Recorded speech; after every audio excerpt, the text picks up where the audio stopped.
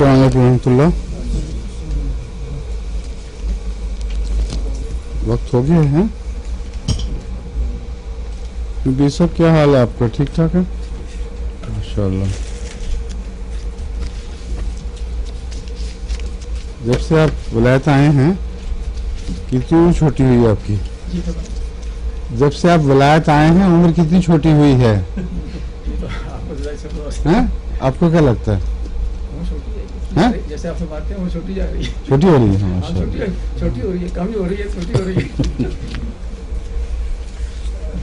और रमला तुम आ गई शादी के बाद नॉर्मल रूटीन पे?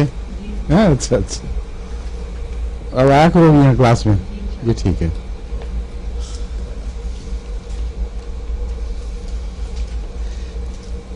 जलसी में पढ़ा रहा था ना मैं, हैं? कितना पढ़ाया था टाइम का बताया, जी? टाइम का बताया, टाइम क्या टाइम? पानी का और उसका मुआवजा? का जी, मुआवजा वो तो कमर दर्द के मुझे बताया होगा। जी हाँ? जी वो जो लहरें चलती हैं सद ठंडी कमर और जी आर्सेनिक 12 से 1 तक, कालीकार 3 से 4 के दरमियान चलता है। जो मोटी मोटी चीजें स्कीनी वहां से फिर दोबारा शुरू कर देते हैं, क्योंकि बीच में छोड़ दी थी। ये वो दवा है जिसकी मुशाबहतें एकोनाइट और बेलाडोना से भी मिलती हैं, जलसीमियम की, और बाज़ दफ़ा तीनों इकट्ठा देने से भी काफ़ी फ़ायदा होता है। ये शोर शार जो पड़ा हुआ था, इसी से कहाँ से आ रहा था शोर? पंखा चलाया हुआ था कोई? एयर कंडीशनर इतना शोर है? अच्छा ठीक किया, पहले बल्कि कम होता था, अब उन्होंने ठीक किया तो शोर पड़ गया। बंद ही कर देना चाहिए एयर कंडीशनर, पंखे की भी जरूरत नहीं। इसका शोर ऐसे नहीं है, इसको रहने देना। अच्छा, जलसीमियम, एकोनाइट और बेलाडोना मैंने बताया था, इनका आपस में जोड़ है, और ये सब दवाएं वही हैं जिनमें रुझान, खून का रुझान एक तरफ होता है, अमूमन सर की तरफ, और हाथ पांव ठंडे होते हैं निस्बतन।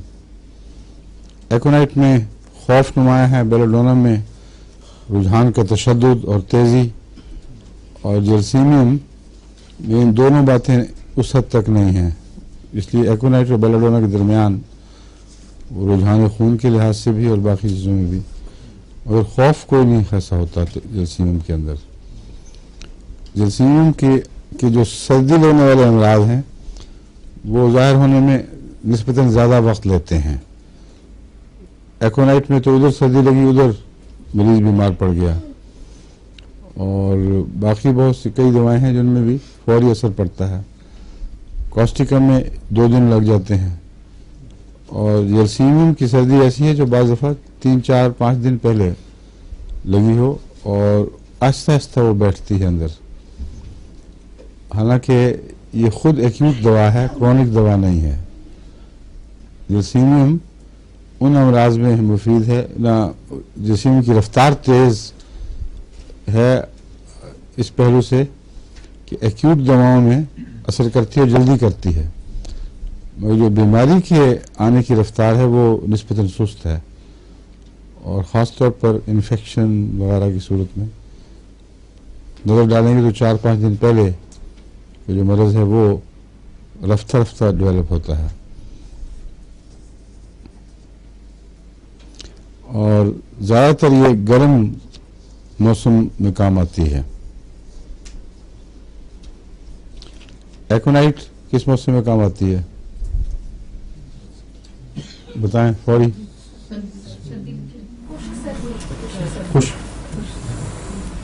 खुश्क सर्दी में भी, खुश्क गर्मी में भी। इस समझाया था, आमतौर पर सिर्फ सर्दी की बात करते हैं। एकोनाइट खुश्क सर्दी हो या खुश्क गर्मी हो, दोनों में मुफीद है, और जलसीमियम का ताल्लुक वो गर्म मौसम से ज़्यादा है।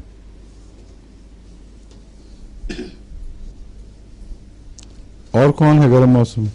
कौन सी दवा है?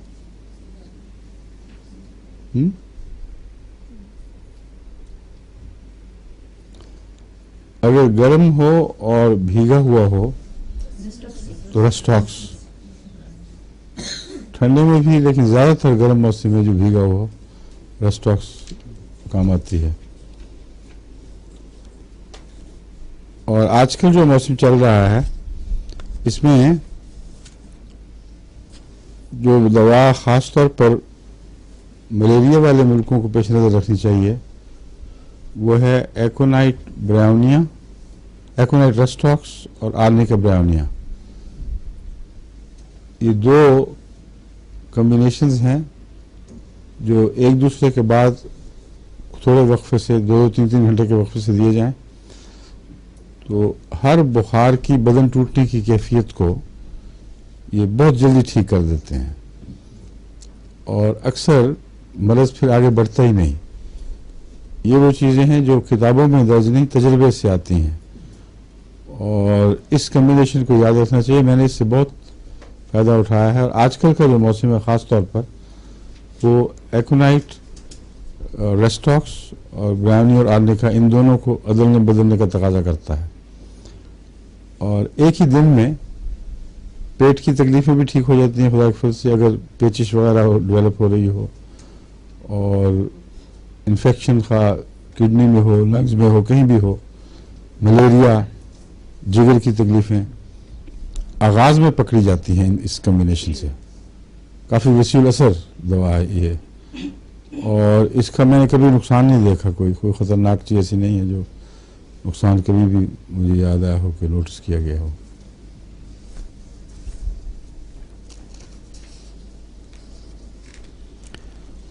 और इस मरज़ में जो वरम पैदा होते हैं पेट पर या ख़ास तौर पर पेट के ऊपर निस्बतन ज़्यादा वरम पैदा होते हैं, ये जैसे इस मुल्क में शराबियों को जिगर की खराबी के नतीजे में जो पेट की जो जल्द है वो फूल जाती है, कभी उसमें पानी पड़ जाता है फुलफुली वर में, कभी सख्त वर में, तो उसको ख़ास तौर पर लिवर ड्रॉप्सी कहते हैं यहाँ।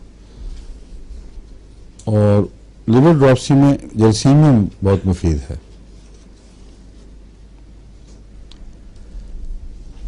जलसीमियम की और जो मोटी मोटी शनाख्त है वो ये है कि इसमें बिलअमूम मुँह खुश्क होता है, प्यास नहीं लगती।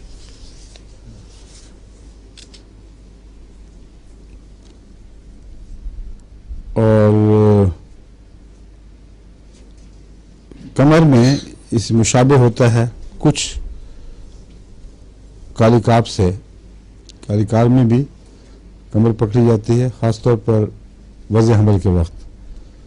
लेकिन जलसीमियम की पहचान है कि कमर के पीछे नीचे से ऊपर तक कौंधे चलते हैं दर्द के और सर्दी का एहसास, ये दो चीज़ें इकट्ठी होती हैं। कालिकाब में सर्दी का एहसास अमूमी है और गर्मी किसी ख़ास दायरे में किसी एक जगह इकट्ठी होती है, इसलिए ये फ़र्क जो है बड़े नुमायाँ हैं। कालिकार में हमेशा किसी न किसी जगह एक दायरे में गर्मी का इज्तिमा होगा और बाज़ दफ़ा जिस अंतरियों में कोई पेचिश का या कोई और सोजिश का मकाम है वो बाहर असर डाल रहा होता है और कालिकार उसकी निशानी बन जाती, कालिकार की निशानी बन जाती है कि बाहर उतने ही दायरे में एक गर्मी का एहसास हो। बाज़ दफ़ा गुर्दे के ऊपर पीछे बाहर की तरफ वहाँ ऐसी किस्म का गर्मी का एक दायरा ज़ाहिर होता है, उसमें भी कालिकार मुफीद है। तो कालिकार की ख़ास निशानी बिलअमूम ठंडा और मारूफ जगह में एक गर्मी का छोटा दायरा। जलसीमियम में जिस्म ठंडा ही रहता है लेकिन सर की तरफ रुझान है और गर्दन इस तरह जकड़ी जाती है बसा औक़ात कि जैसे मेनिंजाइटिस होने वाला हो, यानी सर गर्दन तोड़ बुखार। और इसके सर दर्द अक्सर एक तरफ के होते हैं। अगर सोते में बल पड़ जाए तो बेलाडोना के साथ जलसीमियम मिला के दिया जाए तो वो अक्सर मुफीद रहता है।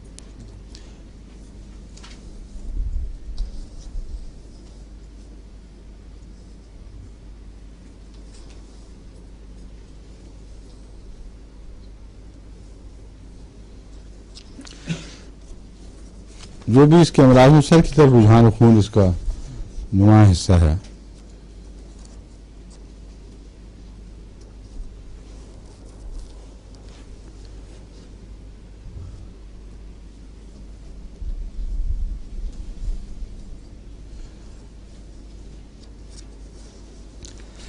اس میں جلسیمیم میں اگر اسپائنل کارڈ کی تکلیف ہو اور میننجائٹس کی ہی علامتیں ہوں بجائے اس کے کہ اس سے ملتی جلتی علامتیں، اس صورت میں کمر اس میں ٹھنڈی نہیں ہوتی. پھر بخار گدی سے لے کر نیچے تک اثر دکھاتا ہے اور ہاتھ پاؤں بہرحال ٹھنڈے رہتے ہیں اور کنورشنز ہوں گی. پھر اس میں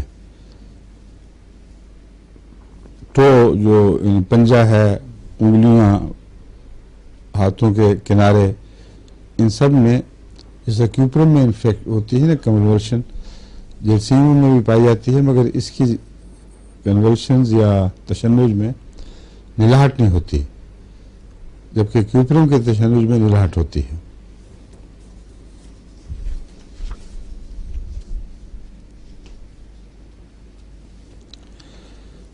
بعض دفعہ صرف گھٹنوں تک ٹانگیں اس طرح ٹھنڈی ہو جاتی ہیں جیسے یکبستہ ہوں، لیکن گھٹنوں سے اوپر نہیں جاتا یہ احساس، اور سر کا جو دوران خون بہرحال اپنی جگہ رہے گا.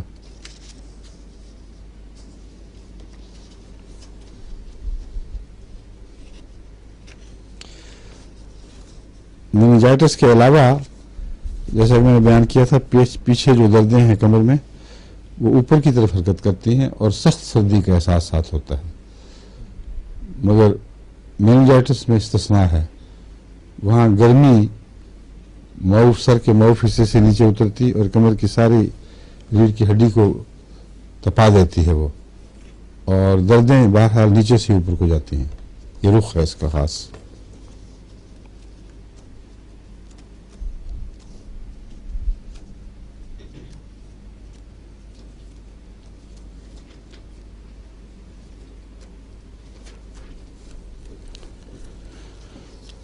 اگر اس میں یہ علامتیں ہوں، پیچھے ریڑھ کی ہڈی میں درد نمایاں، بہت تیز درد اوپر اور گرمی، تو اکثر جو بخار آتے ہیں وہ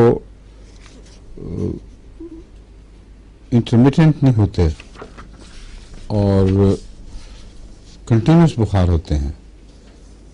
چڑھیں گے تو چڑھے رہیں گے، یا وہ مریض کو ختم کر دیں گے یا پھر جب اتریں گے تو اتر جائیں گے. پھر تو جلسیمیم میں یہ کنٹینیوس فیورز بھی پائے جاتے ہیں،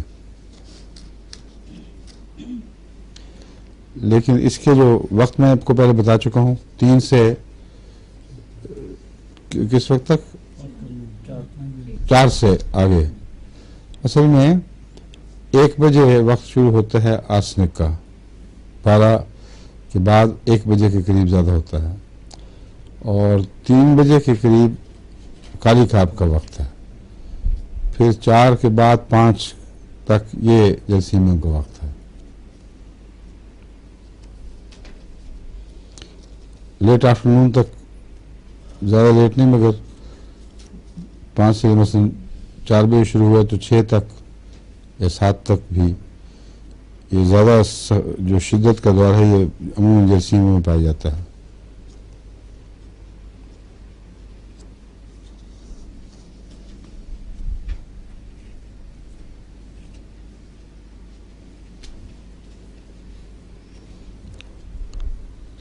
وہ جو بخار میں نے کہا تھا مسلسل ہے، وہ ٹوٹتا نہیں، وہ عموماً میننجائٹس کا بخار یا اور کسی انفیکشن کا بخار ہوتا ہے. ملیریا کی بھی یہ بہت اہم دوا ہے، وہ تو گرتا بھی ہے، چڑھتا بھی ہے، اور اس کا وقت عموماً شروع ہونے کا وقت ہمیشہ دوپہر کے بعد ہے. نیٹرنگ کا شروع ہونے کا وقت 9 بجے کے قریب ہے، آرسنک کا 1 بجے. تو اوقات کے جو ہے نا خاص تعلقات بخاروں سے، یہ کوئی گہری وجہ لازمن ہے، ورنہ یوں تو نہیں بخاروں کو گھڑی تو نہیں لگی ہوئی ان کے اندر کوئی. یہ کوئی وجوہات ہیں جسم کے طرز عمل کی جن کا بعض دواؤں سے تعلق ہے، بیماریوں سے ہے، اس کی وجہ سے دواؤں سے بھی ہے. اور وہ یاد رکھنے سے दवा बर वक्त काम याद आ जाती है, लेकिन जब वो चढ़ता बुखार हो उसमें न दें। मलेरिया में तो बहुत ज़रूरी है ये एहतियात, क्योंकि जो रद्दमल मैंने देखे हैं बाज़ बहुत ही सख्त होते हैं, लगता है कि मरीज़ अब हाथ से निकल जाएगा। इसलिए हमेशा उतरते वक्त जब एक दफ़ा जोश मार चुका हो या उतर चुका हो तो उसी वक्त फौरी तौर पर दवा दे दी जाए।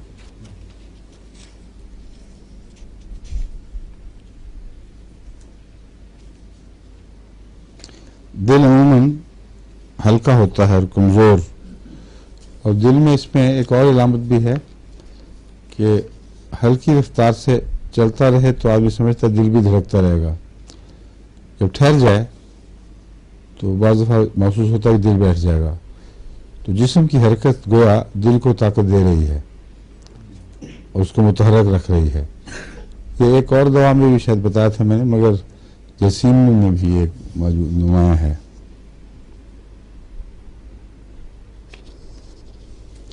और इसके साथ ये एहसास के ये हिस्सा खाली सा हो गया, दिल का जो हिस्सा है उसमें कमज़ोरी आके एक खलाका सा एहसास पैदा होता है, और ये वही कमज़ोरी है जो इस तासुर में बदलती है कि अगर मैंने हरकत की तो ठीक, वरना दिल अंदर बैठे बैठे खामोश हो जाएगा।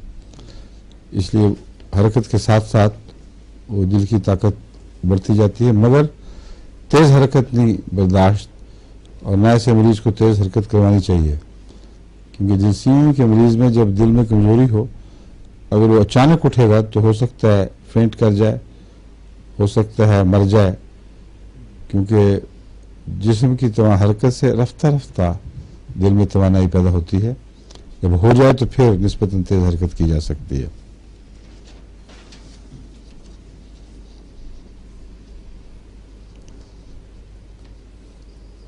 जो एहसास है ना कमज़ोरी और खला का, वो मैदे में भी पैदा होता है, और उसमें बाज़ दफ़ा न्वाइंग हंगर जैसे खुरचन सी लगी हुई है भूख की, ये भी इसके साथ शामिल हो जाता है। नर्वस बीमारियां जो दिल की हैं उनमें बाज़ दवाएं काम करती हैं, सिर्फ नर्वस की नहीं है, वो दूसरी भी हैं, मगर नर्व का असर नुमाया हो अगर, और वो बिलअमूम मैदे की तकलीफ के साथ शामिल होता है। वही वागस नर्व जो है, जो दिल और मैदे दोनों को फीड करती है, उसकी खराबी से अगर तकलीफें हों तो उसमें डिजिटलिस, कैक्टस, सीपिया और जलसीमियम, ये चारों दवाएं काम आती हैं। मैं इनकी अलामतें अलग अलग हैं। कैक्टस तो दिल की बड़ी गहरी दवा है, मैं आपको पहले बता चुका हूँ, इसकी तफसील बयान कर दी थी ना। और सीपिया, अगर सीपिया के हालात हों, किसी के लंबे गम के बद असरात और मेहनत कर करके एकदम जिस्म जवाब दे दे, उस सूरत में सीपिया दिल की अहम दवा भी बन सकती है। एंडोकार्डाइटिस भी ये सीपिया से खुदा के फजल से ठीक हो जाता है।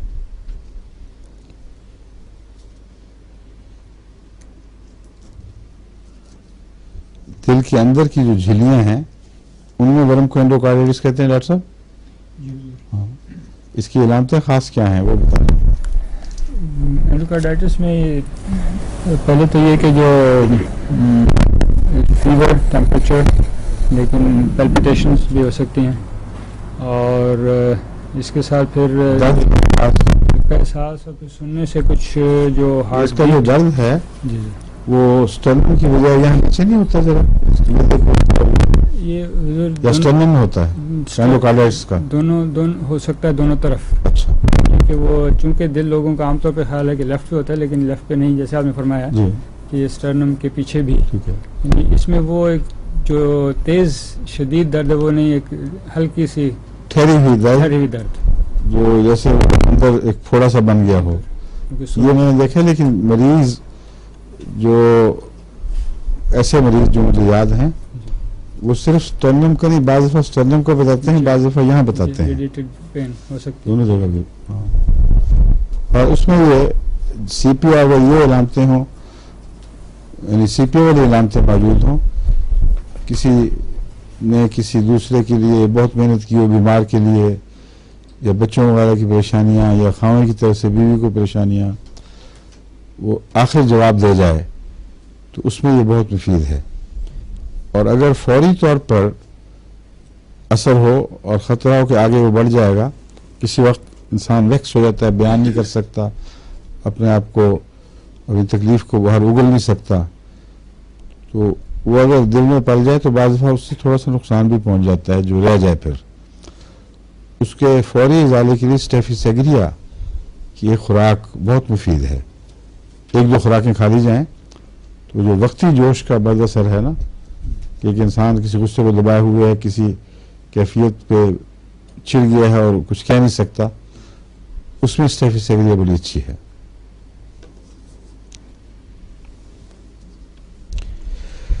اس کا نیٹرمور سے اس کی علامتیں ملتی ہیں, اور اس میں ایک ہے ہیمرنگ.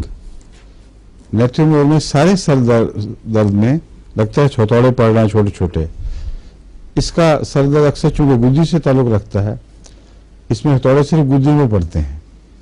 جرثیم کے سر درد کی ایک اور پہچان یہ ہے کہ گدی کے درد میں چوٹیں پڑنے کا احساس ہو.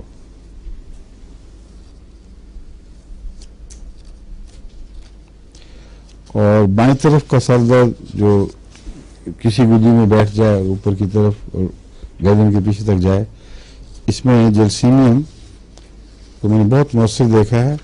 اس کے علاوہ اونوسموڈیم بھی بہت مفید ہے. بعض دفعہ جب درد کی تفصیل معلوم نہ ہو تو یہ دونوں کو ملا کر آپ پرانے نیورلجیا یا میگرین میں اس کو استعمال کر سکتے ہیں اور بہت فائدہ دیتی ہے. بعض دفعہ سر درد ہیں لیکن ڈاکٹر یہ سوچ نہیں سکتے کہ اس کا تعلق گرمی سے ہے اور دوسرا علاج کرتے رہتے ہیں, کوئی فائدہ نہیں ہوتا. اور اگر علامتیں غور سے سنیں تو پھر پتہ لگ جاتا ہے کہ یہ اور نوعیت کی درد ہے یا اور نوعیت کا درد ہے.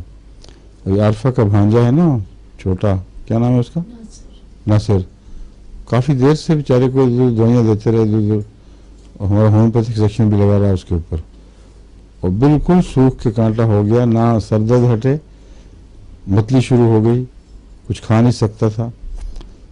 تو میں نے کہا میرے پاس بھیجو پھر مجھے پتہ چلے گا. جب اسے میں نے پوچھا تو وقت سے پہچانا گیا سارا کام. اس نے کہا مجھے تکلیف ہوتی ہے صبح 8-9 بجے کے قریب اور دن بھر رہتی ہے. میں کہا سو جاتا ہوں, کہتا میں سو جاتا ہوں. کہ سونے سے مجھے کہتا ہوں مجھے آرام ملتا ہے اور رات کو تکلیف نہیں بڑھتی, لیکن دن کو رہتی ہے. اس کو میں نے ہومیوپیتھک کمبینیشن لو لگنے کا بنایا ہوا ہے وہ دیا. وہ ہے نیٹرمیور اور گلونائن اور جرسیمیم. اور خوراک فل سے اس کی اماں کا فون آیا تھا کہ 1-2 خوراکوں میں ٹھیک ٹھاک ہو گیا, کھیلنے لگ گیا, کھانے لگ گیا. یہ ٹھیک ہے نا, ہاں ماشاء اللہ. تو اس لیے ہومیوپیتھک ہے مشکل, ٹھیک تو بڑی جلدی ہو جاتا ہے مریض, لیکن اس کے صحیح دوا کی شناخت بڑی مشکل کام ہے. ایک دفعہ ہو جائے تو پھر دوا آپ ہی سنبھال لیتی ہے, کیونکہ وہ خود تو کچھ نہیں کرتی, بدن کو صرف بیدار کرتی ہے کہ تمہارے اندر کیا بات ہے. بدن خود خدا تعالیٰ کے فضل کے ساتھ اس قابل ہوتا ہے کہ ہر مرض کا علاج کر سکے. لیکن تشخیص جو ہے یہ بہت مشکل کام ہے. صرف مٹیریل میڈیکا پڑھنے سے کام نہیں آئے گا, کام نہیں چلے گا. مٹیریل میڈیکا پڑھ کے اس کو ذہن میں جذب کر کے اس کے ساتھ شناسائی ہو جائے, پھر بعض کمبینیشن بنانا مجبور بھی ہوتی ہے, کیونکہ ہر دوا میں لازم تو نہیں کہ ہر مرض کی جو دوا ہے بین ہی وہ ہمارے علم میں ہو. لاکھوں چیزیں ہیں جن کے اثرات ہیں. ہومیوپیتھی مٹیریل میڈیکا تو زیادہ سے زیادہ آپ 200-250 دوائیں پڑھ لیں گی یا پڑھ لیں گے, اور اس کے بعد ان سب کو یاد رکھنا بڑا مشکل کام ہے. اس لیے بیماری کا مزاج اور دوا کا مزاج یہ ایسے یاد رہنے چاہیے جیسے واقف ہوں آپ کے, اور جب واقف ہوں تو 2-3 واقف اکٹھے ہو جاتے ہیں. پھر اگر آپ پہچان لیں کہ ایک ہی واقف کافی ہے تو اکیلی دوا کام کرے گی. اگر 2-3 کو ملانا ہے تو ملا دیں, اور کوئی کمبینیشن ایسا نہیں جس کو بغیر بدلے ہمیشہ استعمال کیا جا سکے. ہمیشہ میں لوگوں کو بتاتا بھی رہتا ہوں کہ آپ میرے کمبینیشن لیں بے شک, لیکن بسا اوقات ایک مریض آتا ہے اس کمبینیشن میں خود تبدیلی کرنی لازم ہوتی ہے. جو بھی نسخہ ہے وہ ہر مریض پر یکساں نہیں چسپاں ہوتا. بعض مریض اس نسخے کو آپ دیکھیں گے تو اس سے کچھ مختلف دکھائی دیں گے, اتنا اس نسخے کو بھی مختلف کر دینا چاہیے, اپنی سوچ سے کوئی اور چیز بیچ میں ڈال دیں. تو کمبینیشن تو برے نہیں, مگر کمبینیشن کو ٹیکسالی کے طور پر استعمال کرنا سخت بیوقوفی ہے, اور یہ ہومیوپیتھی نہیں ہے. سمجھ گئے؟ کمبینیشن کے خلاف بھی میں بولتا ہوں, حق میں بھی کیا فرق ہے, کیوں خلاف اور کیوں حق میں. بعض لوگوں نے مجھ سے بنا لیا کہ ABCD اکٹھی کر دو اور ہر دفعہ جب سر درد کرے گا اس کو دے دو. یہ چھٹا ہے, یہ ہومیوپیتھی نہیں ہے. لیکن اگر ایک مریض آیا ہے وہ کچھ یاد دلا رہا ہے ایکونائٹ کی, اور باقی سمٹیں جلسیوں سے ملتی ہیں اور کچھ آرسنک میں جا رہی ہیں, تو ایسے موقع پر ایسی دوا تلاش کرنا جس میں اسی طرح تینوں علامتیں موجود ہیں, وہ ہر انسان کے بس کی بات بھی نہیں. نہ یہ ممکن ہے کہ ہم کہہ سکیں کہ ہومیوپیتھی میں تمام دنیا کی مٹیریل میڈیکا کو جو ہونا چاہیے دواؤں کے لحاظ سے ہم نے دیکھ لیا ہے, اور اب ہم ہر مرض کی تشخیص ایک سنگل دوا سے کر سکتے ہیں. جو ایسا دعویٰ کرے گا وہ پاگل ہوگا. اس لیے حسب حال کمبینیشن بنانا, یعنی نسخہ بنانا جو مجبوری کی حالت کا ہے, یہ ایک لازمی چیز ہے جس سے ہومیوپیتھ بچ کے رہ نہیں سکتا. اگر ایک دوسرے کا فائدہ ہو گیا تو اس کو ٹکسالی بنا لیا, اس پر ٹکیاں بنا کے تو اشتہار دے کے دوائیں بیچنا, یہ لوگوں سے دھوکہ بازی ہے اور یہ صحیح علاج نہیں ہے. ٹھیک ہے؟ کئی دفعہ 2-3 کمبینیشن انسان سمجھتا ہے کہ اکٹھے بنا کے رکھ لیے جائیں, مگر جب مریض آئیں 2-3 تو ہر دفعہ لگتا ہے کہ ایک دوا غلط ہے, اس میں دوسری ہونی چاہیے تھی. اس لیے بہترین یہی ہے کہ تازہ کمبینیشن, یعنی نسخہ ہر ایک مریض کو دیکھتے ہوئے جس حد تک مجبوری ہے تازہ بنائیں اور وہ اس کو دے دیں. پھر اس کے بعد جب نیا مریض آئے تو پھر بنائیں. تھوڑی سی محنت تو ہے مگر مجبوری ہے. بعض کمبینیشن جو بعض دواؤں بعض حالات سے تعلق رکھتے ہیں وہ ایسے ہیں جن کو اکثر روٹین کے طور پر استعمال کیا جا سکتا ہے. اس کے متعلق میں خود نشاندہی کر دیتا ہوں, جیسا کہ رسٹاکسیکنائڈ, وائمیا آرنیکا. یہ چونکہ مریضوں سے زیادہ بعض موسموں سے تعلق رکھتے ہیں, اس لیے ان موسموں میں یہ کام آتے ہیں اکثر. ہمارے ملک میں وہ ملیریا جو خزاں کا ملیریا ہے یا موسم گرمی سے سردی میں داخل ہو رہا ہے, اس وقت کی جو کیفیتیں ہیں ان میں یہ کمبینیشن جو ابھی آپ کو بتایا تھا وہ مرضوں سے نہیں بلکہ موسم سے تعلق, اس موسم کی امراض ہیں, تو اس میں کوئی حرج نہیں ہے. ٹھیک ہے؟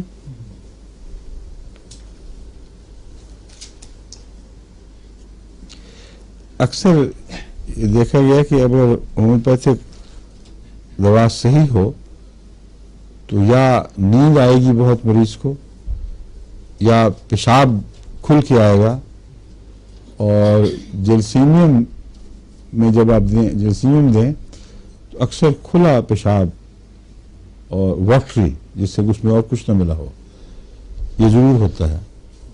بعض اور دواؤں سے بھی پیشاب آتا ہے اور کھلا, وہ اس لیے کہ وہ بدن میں جو زائد پانی ہے اس کو نکالتا ہے وہ, اور بعض دفعہ ضروری ہوتا ہے. دل کے امراض میں خاص طور پر خواب اس نقطہ نظر سے ڈائیوریٹک دوائی نہ بھی دیں, اگر صحیح دوائی دیں گے تو بسا اوقات پیشاب آنا شروع ہو جاتا ہے. بلڈ پریشر کے مریضوں میں نوٹ کیا ہے, ان کو صحیح دوائی دی جائے تو بعض دفعہ وہ شکایت کرتے ہیں پیشاب بہت آ رہا ہے, اس لیے کہ اندر پانی کی زیادتی کی وجہ سے بلڈ پریشر ہوا ہے اور اس کا نکلنا ضروری ہے. جی کسی کو فالج تھا تو میں نے اس کو کیا تھا؟ فالج कास्टिकम दी 1000 में तो बहुत पेशाब आया. उसने कहा मैंने नहीं लेनी, इससे तो मुझे पेशाब बहुत ज़्यादा है. तो नहीं फिर ठीक था. ध्यान से कर रही है, उसको ये हो गया उसको. उसने खौफ का इजहार किया कि बहुत खौफ आया. मैं बता दे रहा हूँ, ऐसी दवाएं जिनके नतीजे में आम आदमी जिसको पेशाब मसलन 4 घंटे बाद आता है, उसको घंटे घंटे बाद शुरू हो जाए, तो ये दवाएं ये अलामत बताती है कि उसके जिस्म में पानी का गैर जरूरी इजमा था, इकट्ठा हुआ था. लेकिन शर्त यह है कि उसके साथ बीमारी में कमी आती भी महसूस हो. अगर सिर्फ पेशाब ही लग जाए और बीमारी न ठीक हो तो फिर नहीं दवाई जारी रखनी, पता करना है कि क्या बात है. समझिए, बाज़ दफ़ा ये भी होता है कि जो मरज़ का नुक्ता है, जहाँ मरज़ बैठी हुई है, वो गुर्दे से ताल्लुक़ रखता है और उसका कोई दूर का असर आप देख रही हैं.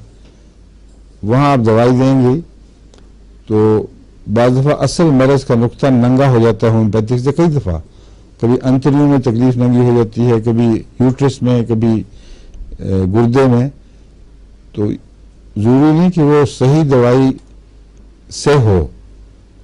अगर सही दवाई से होगी तो फिर ठीक करेगी. जो ख़ासतौर पर गौरतलब बात है वो ये है कि बाज़ दफ़ा मिलती जुलती दवाई दी जाए तो असल मरज़ की जगह को छेड़ देती है, ठीक नहीं कर सकती. इसलिए दूसरी दवाई ढूंढनी ज़रूरी है. ये आपके सवाल के जवाब में समझा रहा हूँ कि अगर उस मरीज़ा को जिसको फालिज था आपने कॉस्टिकम दिया और पेशाब जारी हुआ मगर फालिज ठीक नहीं हुआ, तो इसका मतलब है कि कॉस्टिकम मिलती जुलती दवा थी. उसने सिर्फ ये बताया है कि गुर्दे में खराबी है, इसको ठीक करो. फिर तवज्जो करें गुर्दे की तरफ और मालूम करें कि गुर्दे की अलामतें किस दवा का मुतालबा करती हैं. उसमें अगर फालजी अलामतें मिलती जुलती होंगी तो फिर वो बिल्कुल सही दवा है. समझ गई? वैसे काफ़ी मशहूर डॉक्टर बन गई है अब ये. जर्मनी में कई लोग कहते हैं लेडी डॉक्टर साहबा लंदन से आई. मैं कौन, मुझे तो कोई नहीं, लेडी डॉक्टर लंदन से आई है, लेडी डॉक्टर आरफा. वो यहाँ देखते हैं नाम इनका सुनते हैं, वो कहते हैं सारी दुनिया इनको लेडी डॉक्टर के तौर पर जानती है शायद. कि तुम्हें भी कहती थी वहाँ? मुझे फोन पे आके कहती हैं घर पे. मजा हो गया, बैठे बैठे लेडी डॉक्टर बन गई.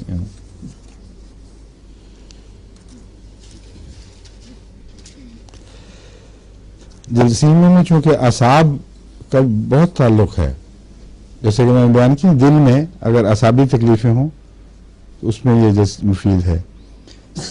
इसकी एक असाबी अलामत अर्जेंटम नाइट्रिकम से मिलती है.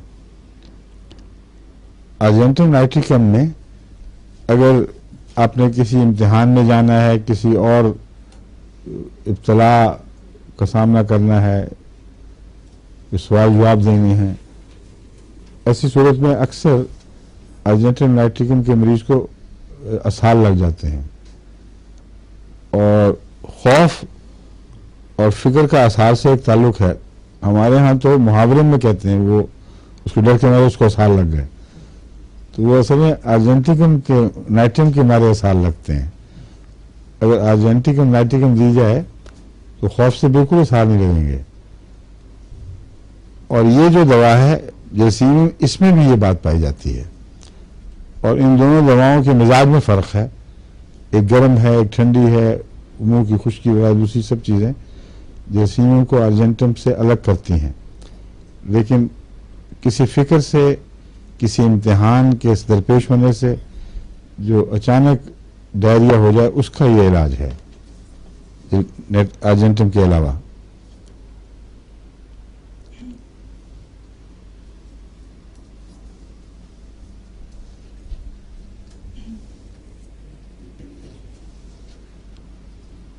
आमतौर पर इसके साथ फिर वो असाबी तकलीफ है ना, तो ताकत भी ख़त्म हो जाती है जिस्म की. वो डायरिया की वजह से नहीं कि उसने ज़्यादा पानी निकाल दिया, बल्कि डायरिया होता ही नाताकती की वजह से है. जिस्म के हिस्से पर कंट्रोल नहीं रहता. اور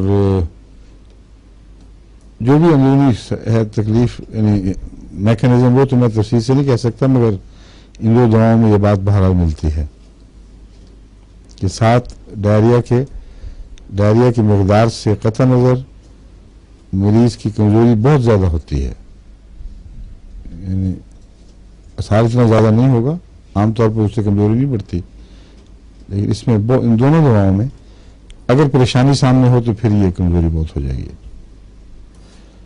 آنکھوں کی علامتوں میں اس کے دو باتیں ہیں جو خاص طور پر میں نے نوٹ کی ہیں۔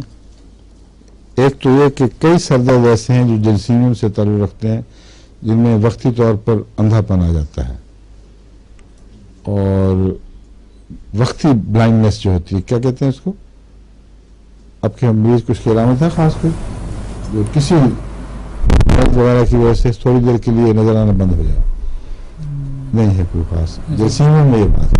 میگرین میں ویسے ہوتی ہے، میگرین ہو جاتی ہے نا؟ مجھے خود اس کا اچھا؟ تجربہ ہے جی۔ اچھا اس کے بعد لگائی آپ نے؟ پہلے لگا ہے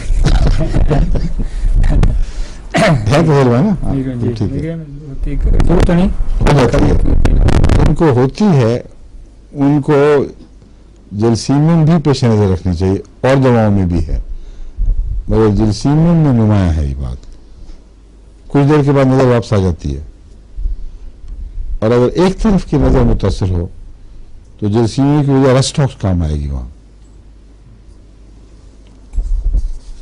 بعض ہیلیکسس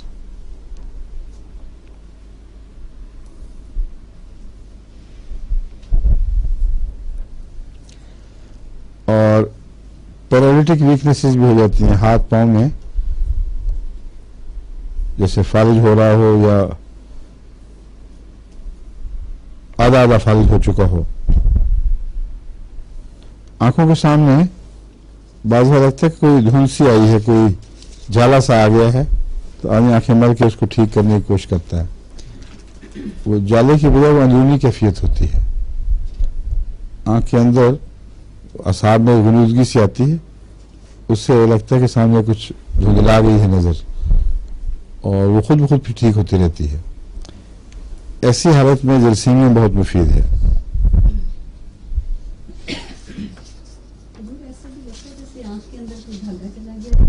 نکلتا بھی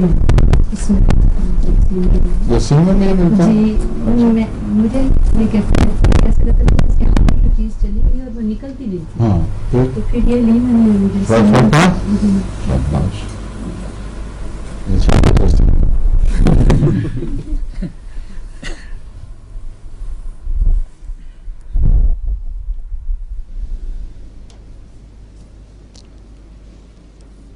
اور جو کمزوری ہے اعصابی، اس میں حرکت سمجھتا ہے انسان کی مجھ سے اب نہیں ہوگی، حرکت کو دل اس لیے نہیں چاہتا کہ کمزوری ہے، ورنہ ہاتھ ہلا سکتا ہے آدمی۔ نزلے میں سنیزنگ بہت ہوتی ہے۔ جلسیمیم اور نیٹرینل کی ملتی جلتی علامتیں ہیں نزلے میں، فرق کیا ہے؟ ہاں؟ گرم اور سرد کیا؟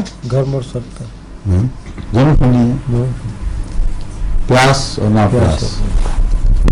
نیٹرینل میں پیاس نمایاں ہوتی ہے، وہ جتنا نمک ہے اتنی پیاس بڑھتی ہے، تو نیٹرینل ہے ہی نمک، تو یہ یاد رکھیں کہ نیٹرینل میں پیاس ضرور ہوتی ہے اور جلسیمیم میں نہیں ہوتی۔ باقی ساری علامتیں نزلے کی ایک ہیں دونوں کی۔ ہتھوڑوں کا احساس بھی دیکھیں، پیچھے پڑتے ہیں ہتھوڑے۔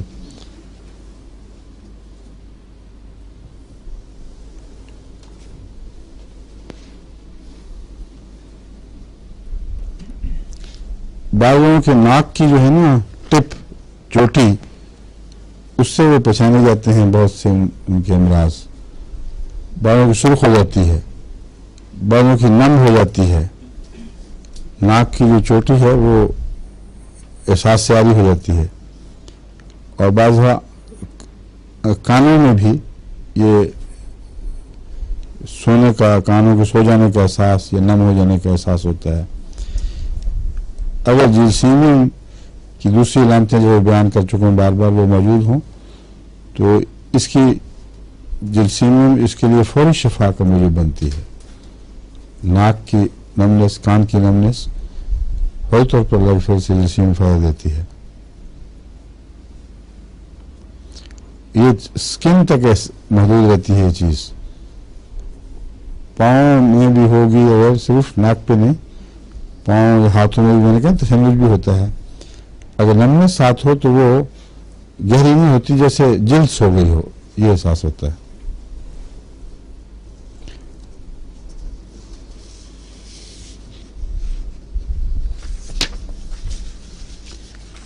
ये जो नई दवाएं हैं नईमा, इनके पहलू पे उसी तरह आप लिख रही हैं? जी हुजूर, वो अभी पहली पूरी खत्म नहीं हुई। अच्छा, जी, तो खत्म करके तो कोई फर्क से नहीं देखी कदर की कोशिश। तुम काफी से बड़ी जी 6 है मेरे साथ, कितने 6 औरतें हैं। औरतें ने कहें कि बालों को गुस्सा आ जाएगा, लेडीज। खवातीन। तो सबने 100 सफ़े किए थे ना, 450 के करीब तो लिख लिए इसके ऊपर। सब ने 100 सफ़ों के निकाल दिए थे जी, तो 450 किताब के ऊपर हो गए, तो 150 सफ़ा रह गया इंशाल्लाह।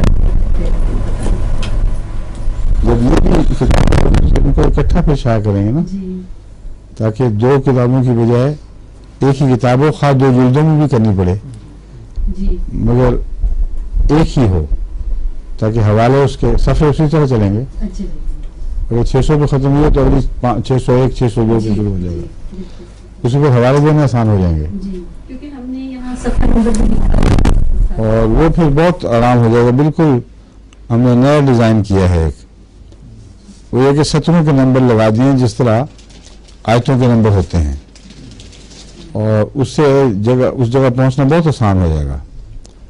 हर सफ़े की हर सतर का एक नंबर है, और सब अगर आपने मसलन मिसाल के तौर पर नाक की तकलीफ है तो नाक लफ्ज़ के अंदर वो सारे सफ़े और सतरें होंगी।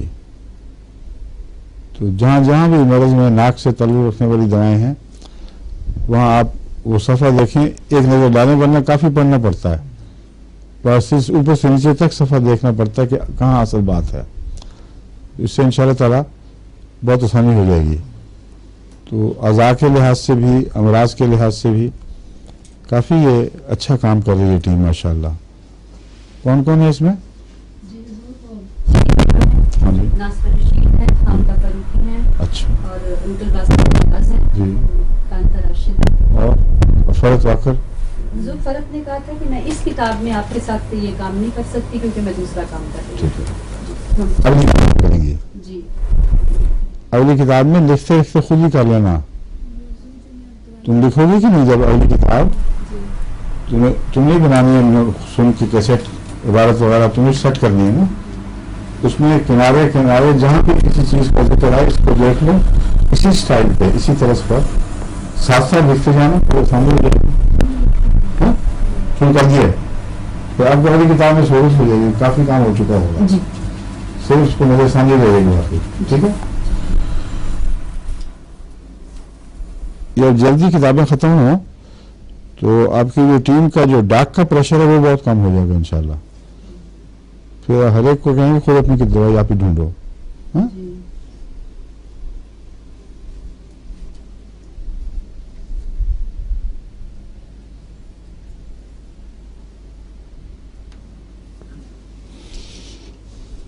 इसमें आंख के ऊपर वो भी होती है ट्यूमर, जो आंख का स्टाइल ट्यूमर, और उसके अलावा आंख डूब करने का भी रुझान होता है इसमें, यानी आंख का फालिज जिससे ऊपर का जो छप्पर है वो नीचे उतरा है। और क्रॉनिक केसेस में जलसीमियम इतना काम नहीं करता। मैंने जो देखा है यहाँ बाज़ केसेस मेरे सामने आए थे, उसमें क्रॉनिक केसेस में दूसरी दवाएं ढूंढनी पड़ी थी, वो मैं आपको पढ़ा चुका हूँ पहले, डूब करने की बता चुका हूँ ना आपको दवाएं। जलसीमियम अगर ताज़ा ताज़ा सूरत हाल हो उसमें ये बहुत मुफीद है।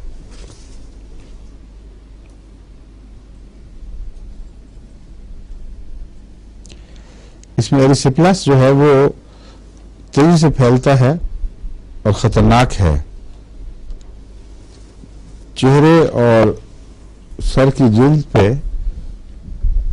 وہ ایریسیپلس شروع ہو جاتا ہے. اس کا دوسرا نام کیا؟ شنگلز.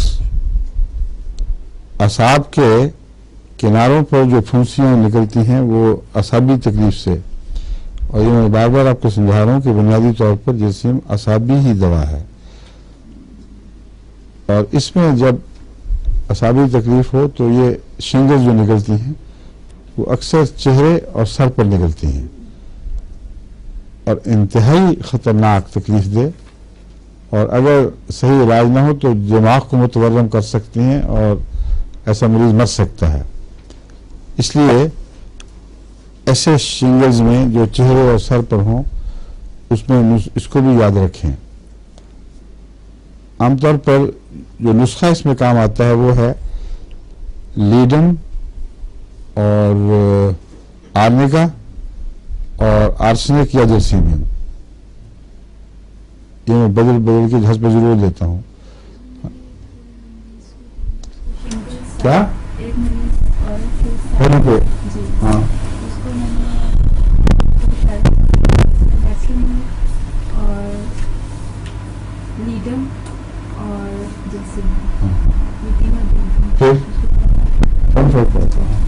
نیٹرمول بھی ہے اس میں سے جو دوائیں نسخے میں کام آنے والی ہیں جن کو ایک کی بجائے دوسری دی جا سکتی ہے.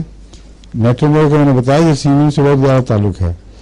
بعض دفعہ جرسیمیم بعض دفعہ نیٹرمول. مثلا اگر ایسا مریض نمایاں طور پر پیاس کا فقدان بتائے تو اس کو یہ دے دیتے ہیں. بعض دفعہ لوگ کٹھے بھی دے دیتے ہیں جرسیمیم اور نیٹرمول.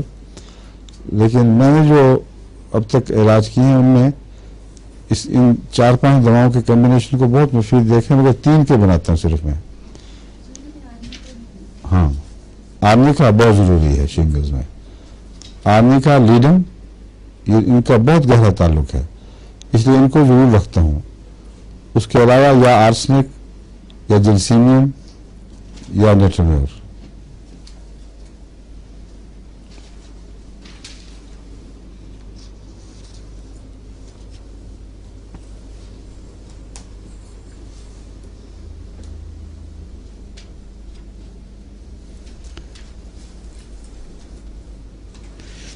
جرسیمیم میں ایک اور تکلیف ہوتی ہے. بعض دفعہ وہ ہوتی معدے کی خرابی سے ہی ہے، مگر بعض دفعہ مرگی جیسی علامت پیدا ہو جاتی ہے. معدے سے گلو اٹھتا ہے ایک قسم کا، جس طرح ایک بقع سا نور کا اٹھ رہا ہے یا گرمی کا، اور وہ دل کی طرف بھی جاتا ہے، سر کی طرف بھی جاتا ہے، اور سر پہ اس کا جو دباؤ پڑتا ہے اس سے بعض دفعہ لوگ بے ہوش ہو جاتے ہیں. اور بے ہوش نہ بھی ہوں تو بیلنس کا لاس، جیسے چکر آ گئے، جیسے ریڑھ کی ہڈی میں اب وہ توازن کرنے کی صلاحیت نہیں رہی، بعض لوگ بیٹھ جاتے ہیں ایسے موقع پر جلدی. یہ علامتیں جرسیمیم میں بھی نمایاں ہیں، بلکہ زیادہ تر جرسیمیم میں پائی جاتی ہیں. اور اکثر معدے سے تیزابیت کا تعلق ہے جو یہ علامتیں پیدا کرتی ہیں. معدے کی تیزابیت ہی یہ علامتیں پیدا کیا کرتی ہے. اگر تیزابی معدہ ہو اور آدمی کھلاڑی ہو اور یا ایکسرسائز دوڑنے والا یا ایکسرسائز کرنے والا ہو تو اس میں ان علامتوں کا پیدا ہونا زیادہ قریب قیاس ہے. سمجھ میں جرسیمیم ختم. میکارب، میگنیشیا کارب، یہ نہیں پڑھائی نا. میکارب آپ کو عموماً کس وقت یاد آتی ہے؟ ہاں ہاں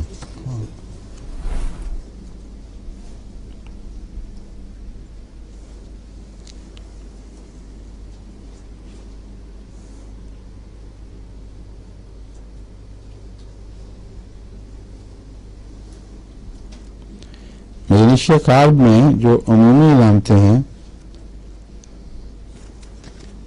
وہ یہ ہے کہ ایگریویشن فرام موشن، ہر قسم کی حرکت سے تکلیف بڑھتی ہے.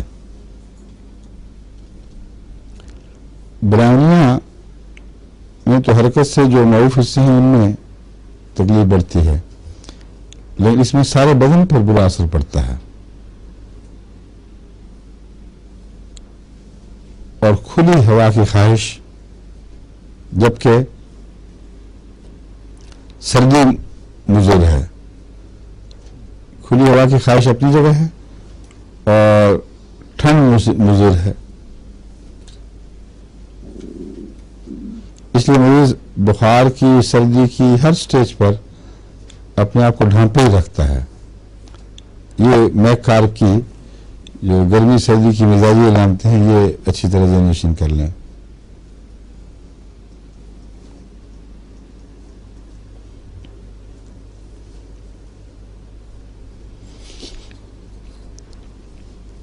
ये जो हफ्तावार या दो दो तीन तीन हफ्ते के बाद बीमारियों के दौरे आने की अलामतें हैं, इनमें एक तो आर्सेनिक आपको याद रखना चाहिए। हफ्ते के बाद रिपीट करती है अलामत, बाज़ दफ़ा 14 दिन के बाद, बाज़ दफ़ा 21 दिन के बाद। मैकार में 21 दिन का चक्कर जो है ये नुमायां तौर पर होता है। बाज़ दफ़ा इसमें बुखार वगैरह हैं जो रोज़ाना ही तकरीबन आते हैं, लेकिन जब 21 दिन के हो जाएं तो फिर असर नौ दौरा शुरू होता है उन बुखारों का। तो लोग समझते हैं पीछा छोड़ रहे हैं, फिर आ गए। वो एक ख़ास बीमारी है जो अपने अंदर ये मिजाज रखती है। रफ्ता रफ्ता ठीक होते होते 21वें दिन फिर दोबारा जोश आ जाएगा। ये 21वें दिन का जोश जो है ये मैकार बताता है।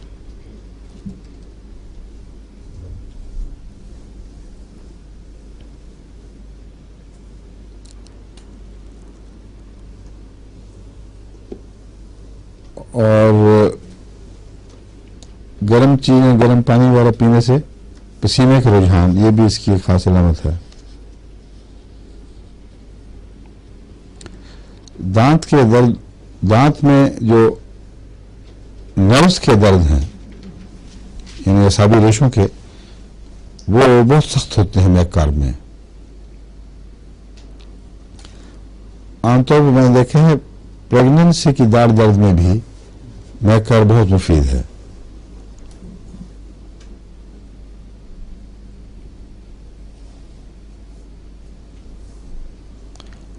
और इसमें जो दर्द होते हैं असाबी, खा वो दांत में हो, अक्सर दांत ही में होते हैं, उसमें हल्का हल्का चलने से आराम आता है।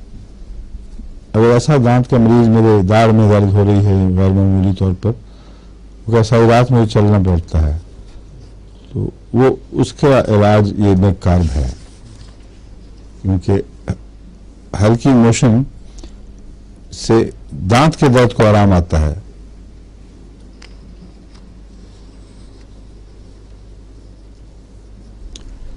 लेकिन बाकी दर्दों को भी, बाकी चीज़ों को भी हल्की हरकत से आराम आता है। लेकिन ओपन एयर की ख्वाहिश के बावजूद ठंडी हवा बुरी लगती है। तीन चीज़ें अच्छी तरह पल्ले बांध लें।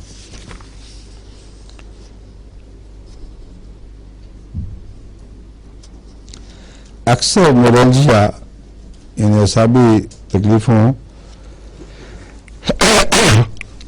का दौरा रात के वक्त पड़ता है और इंसान बाज़ सोते में बिस्तर से घबरा के बाहर निकल आता है, क्योंकि इसी वक्त हो जाता है। वो लेकिन की अलामत नहीं है, वो इसकी जो बाकी अलामत बता रहे हैं साफ कि वो इसके साथ ही ताल्लुक रखती हैं।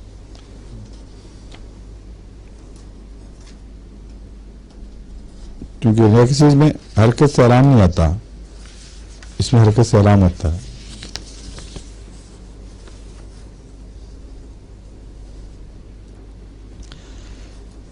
इसमें भी नेत्रमूर की तरह नाखून और बाल बीमार हो जाते हैं।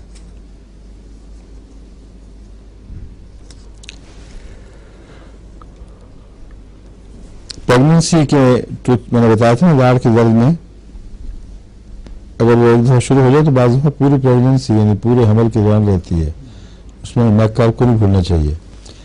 इसका एक ताल्लुक मेंसिस के साथ भी है, यानी यूट्रस के साथ असल ताल्लुक है। जब तक हैज रहेगा, दर्द रहेगा, असाबी दर्दें रहेंगी।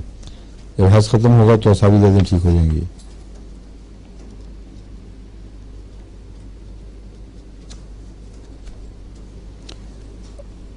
اور دانت میں چونکہ اعصابی ریشے بہت زیادہ وہ ہو چکے ہیں، متحرک ہو جاتے ہیں، ان کے اندر ایک ہجان پیدا ہو جاتا ہے، اس لیے بعض دفعہ ڈاکٹر ان دانتوں کا ڈاکٹر دیکھ بھی نہیں سکتا، کیونکہ جہاں اس کا ذرا سے بھی آلہ لگا وہ سنسناہٹ کے ساتھ درد اٹھ جاتے ہیں.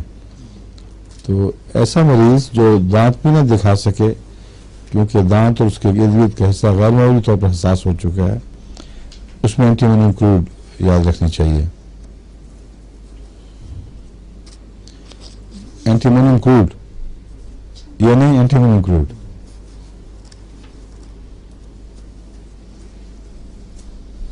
لیکن میگنیشیا کار میں بھی ہے، وہ بڑی علامت اینٹی کروڈ کی ہے، لیکن میگنیشیا کارب شیئر کر رہی ہے اس کے ساتھ یہ علامت، اس لیے 2 دوائیں یاد رکھنی چاہیے.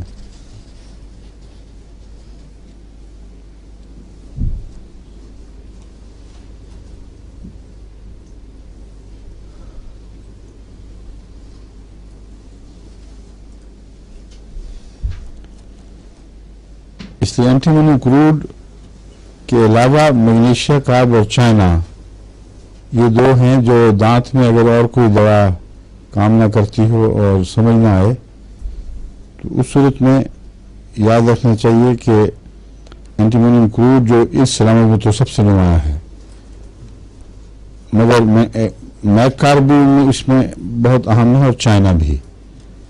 یہ دونوں دوائیں دانت کے درد میں مفید اثر دکھاتی ہیں. ہاں یہ بھی آگے افیکشن ہوتی ہے ڈیورنگ پریگنینسی. یہ تو بارہا میں نے دیکھا ہے کہ ایسی عورتیں جن کو پریگنینسی میں دانت درد شروع ہو گئی، اس کو میگنیشیا کارب نہیں دیں گے آپ تو جاری رہے گی جب تک وضع عمل نہ ہو، وضع ٹھیک نہیں ہوگا. اس لیے یہ دوا خاص طور پر اس میں بہت مفید دیکھی گئی ہے.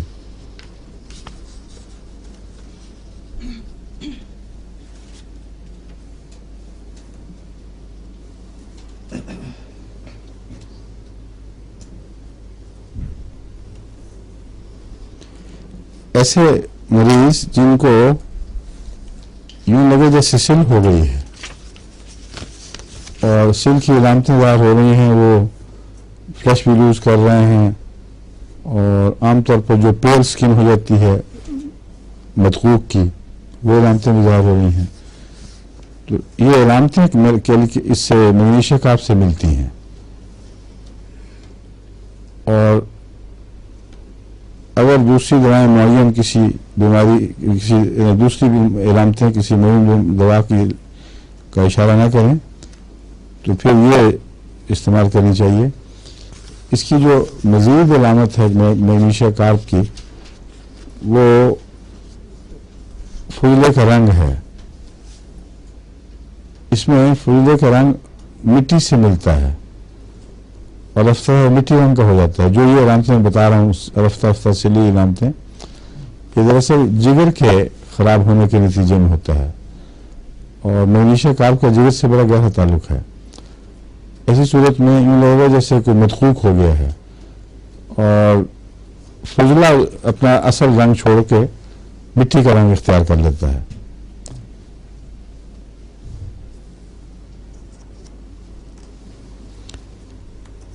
اور اس میں بدبو بھی بڑی سخت، جو ناک کو گھونٹنے والی، جیسے تیزی ہو کسی چیز میں پنجنٹ ہوتی ہے چیز، جیسے کاربن ڈائی آکسائڈ والا سوڈا پئیں آپ تو چڑھتا ہے ناک کو بعض دفعہ، اس طرح اس کی بدبو بھی پنجنٹ ہوتی ہے. یہ چیز ہے جو یاد رکھنے کے لائق.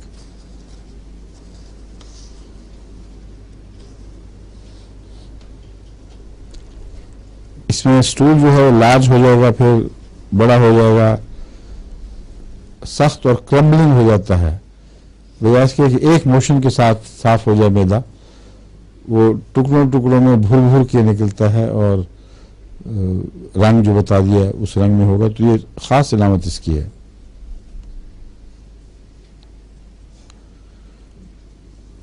اور اس کی ایک اور عجیب بات ہے के बावजूद इस स्टूल के जो मैंने बयान किया है मासूम ये होना चाहिए ना कि वो फौरन डूब जाए उन बर्तनों में जहाँ पानी होते हैं।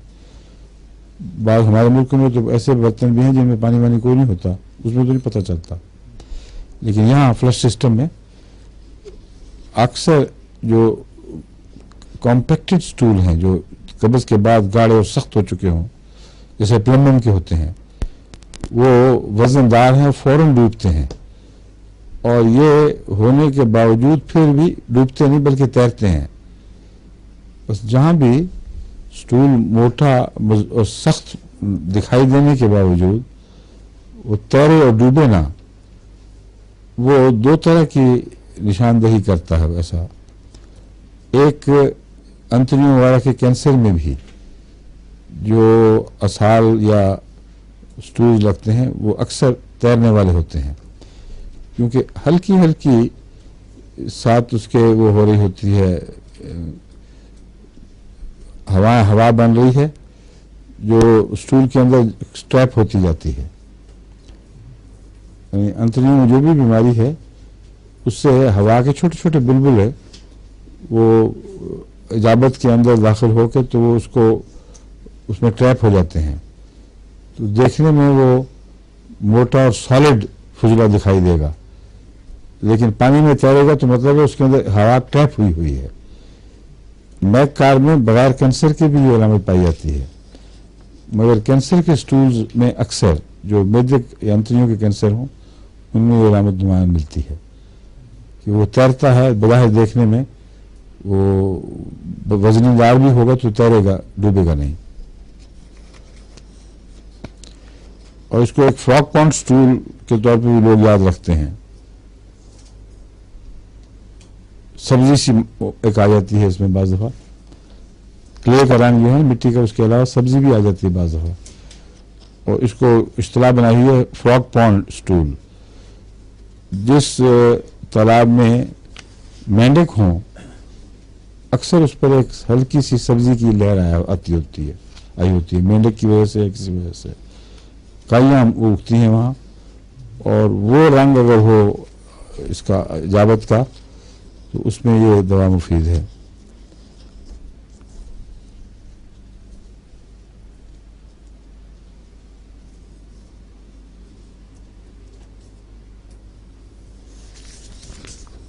अंतड़ियाँ वगैरह नीचे गिर जाती हैं, रुझान है लटक जाने का,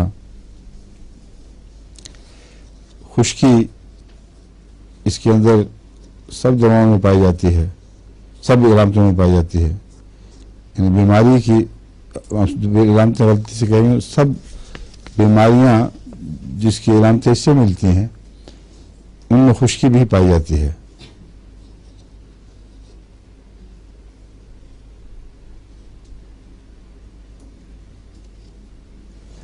मैदा अक्सर खट्टा होता है,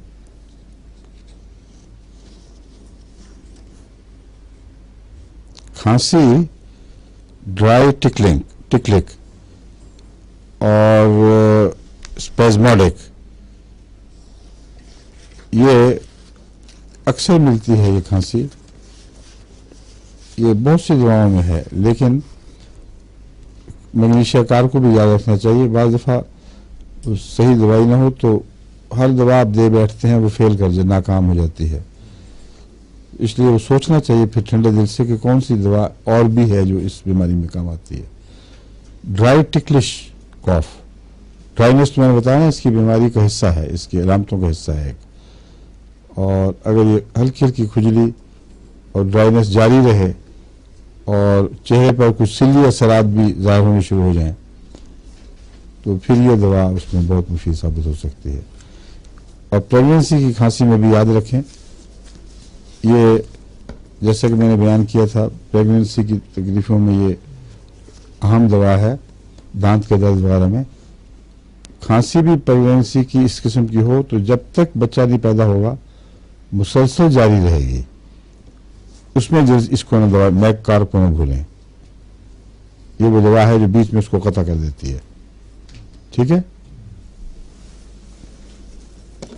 जो दवाएं हो चुकी हो ना उनको भी थैले के नीचे रखते चले जाओ और निशान लगा दिया करो, ठीक है। अस्सलाम वालेकुम।